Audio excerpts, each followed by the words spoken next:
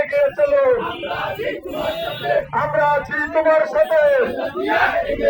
খালেদা জিয়া এগিয়ে চলো, তারেক রহমান এগিয়ে চলো, ফুলপুরবাসী তোমার সাথে। ফুলপুরে কৃষক দলের বিক্ষোভ মিছিল। ফয়জুর রহমানের রিপোর্টে বিস্তারিত। বাংলাদেশ জাতীয়তাবাদী দল বিএনপির কেন্দ্র ঘোষিত কর্মসূচির অংশ হিসেবে শহীদ রাষ্ট্রপতি জিয়াউর রহমানের ছবিকে অবমাননা করা ও দলের ভারপ্রাপ্ত চেয়ারম্যান তারেক রহমানকে নিয়ে কটূক্তি করার প্রতিবাদে ময়মনসিংহের ফুলপুরে উপজেলা কৃষক দলের উদ্যোগে এক বিশাল বিক্ষোভ মিছিল ও প্রতিবাদ সমাবেশ অনুষ্ঠিত হয়েছে।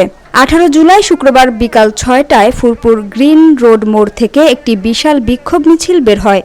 মিছিলটি ফুলপুর পৌর শহরের বিভিন্ন গুরুত্বপূর্ণ সড়ক প্রদক্ষিণ শেষে আবার গ্রিন রোড মোড়ে এসে সংক্ষিপ্ত সমাবেশের মাধ্যমে শেষ হয়। উক্ত অনুষ্ঠানে প্রধান অতিথি হিসেবে উপস্থিত ছিলেন কৃষক দল কেন্দ্রীয় কমিটির সহ-সভাপতি, সাবেক এমপি ও সাবেক উপজেলা চেয়ারম্যান বীর মুক্তিযোদ্ধা আলহাজ অ্যাডভোকেট আব্দুল বাশার আকন্দ।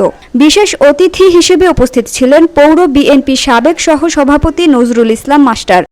থেকে নয় পর্যন্ত যেসব নেতৃবৃন্দ বন্ধ পরিশ্রম করেছেন আজকের এই অনুষ্ঠানকে সাফল্যমণ্ডিত করার জন্য তাদের প্রতি ফুলপুর পৌরসভার কৃষক দলের পক্ষ থেকে অশেষ কৃতজ্ঞতা এবং ধন্যবাদ।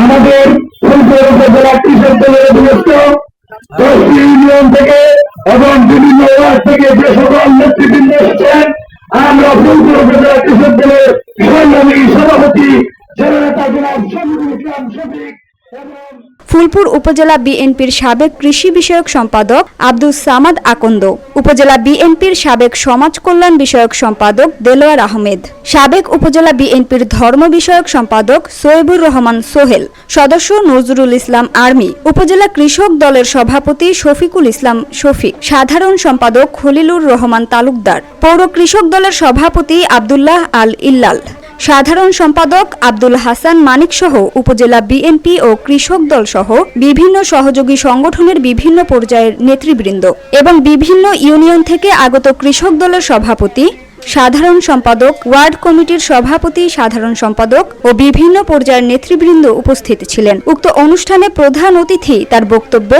একদল লোক শহীদ রাষ্ট্রপতি জিয়াউর রহমানের ছবিকে পদতলিত করেছে। আমি তাদেরকে হুঁশিয়ারি করে দিতে চাই, বিএনপি কর্মীরা যদি মাঠে নামে তাহলে আপনাদের পা শরীরে থাকবে না।